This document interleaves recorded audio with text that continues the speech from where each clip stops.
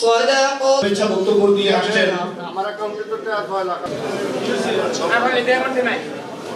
সারা পৃথিবীতে যতগুলো ব্যক্তি আমরা মুক্তিযোদ্ধা সন্তানের পক্ষ থেকে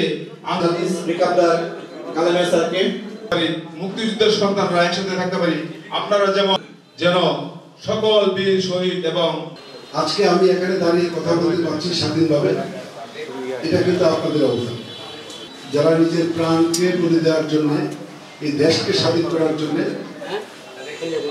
৭১ রণাঙ্গনে যুদ্ধ করেছেন, রক্ত দিয়েছেন, জীবন দিয়েছেন, যারা আহত হয়েছেন, তাদের জন্যই কিন্তু আজকে লাল সবুজের পতাকা আমরা পেয়েছি বাংলার স্বাধীনতা।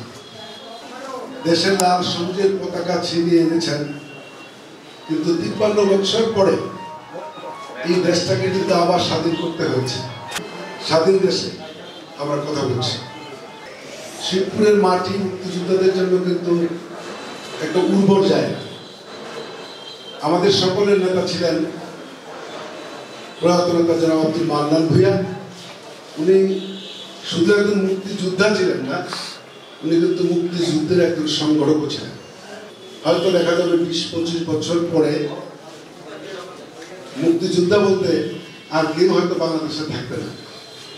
তখন কিন্তু এই মুক্তিযোদ্ধাদের চেহারাটা কিন্তু এই প্রজন্মের মধ্যে আমরা খুঁজে পাবো, আমরা দেখবো। কিছু বলার আগে প্রথমে আমি স্মরণ করছি স্বাধীনতার ঘোষক আমাদের নেতা, বাংলাদেশের সাবেক সফল রাষ্ট্রপতি শহীদ রাষ্ট্রপতি জিয়া রহমানকে, স্বাধীনতার স্থপতি বঙ্গবন্ধু শেখ মুজিবুর রহমান। আমি স্মরণ করছি সেদিন আমি এবং আব্দুল মান্নান ভূঁইয়া সাহেব এবং আমাদের আরেক সহযোদ্ধা আওলাদ হোসেন খান, আমরা সেদিন আব্দুল গফুরের বাড়িতে ছিলাম। আমি একজন মুক্তিযোদ্ধা, আমি আগেই বলেছি আমি গর্বিত সন্তান এদেশের। তোমরা যারা নতুন প্রজন্ম, অর্থাৎ আমাদের যারা সন্তান, তোমরা কি মনে রাখতে পারবে যে তোমার বাবা জাতির একজন শ্রেষ্ঠ সন্তান? জাতির শ্রেষ্ঠ পিতা যদি তোমার হয়ে থাকে, তোমাকেও সেই শ্রেষ্ঠত্বের অংশ তোমার মধ্যে থাকতে হবে, ঠিক কিনা? মজনুইদা আমার কমান্ডার, আমার নেতা, আমার গার্জিয়ান, অনেক বড় কিছু। সংগ্রামের সময় থেকে যখন মজনু ভাইয়ের লোকে আমার পরিচয় হয়, মজনু ভাইয়ের কথা করে আর ভাবাইছি না। যখন স্বাধীন বাংলা বেতার কেন্দ্র মজনুইদার নাম কয়, শিবপুরের নাম কয়, এই আমাদের প্রথম বাংলাদেশের ইতিহাসে আমরা স্থান করে নিয়েছি। সুন্দর জেলার মুক্তিযুদ্ধের ইতিহাস।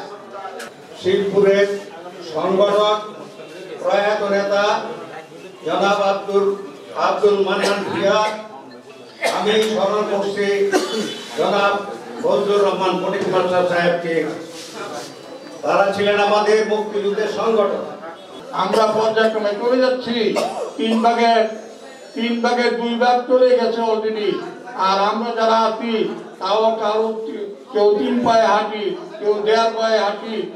হ্যাঁ, অনেকে এখনো মৃত্যুর সাথে কাজটাই যাতে ছুঁয়ে আছে, হাইটে আসতে পারে নাই। তোমাদের কাছে রইল। আমাদের জন্য অত্যন্ত মূল্যবান এবং অত্যন্ত গর্বিত এবং অত্যন্ত দুঃখ এবং অত্যন্ত বেদনা। আজকে মুক্তিযোদ্ধার সন্তানরা শিবপুর থানার মুক্ত দিবস উদযাপন উপলক্ষে আজকে এখানে আমাদের মাঝে উপস্থিত।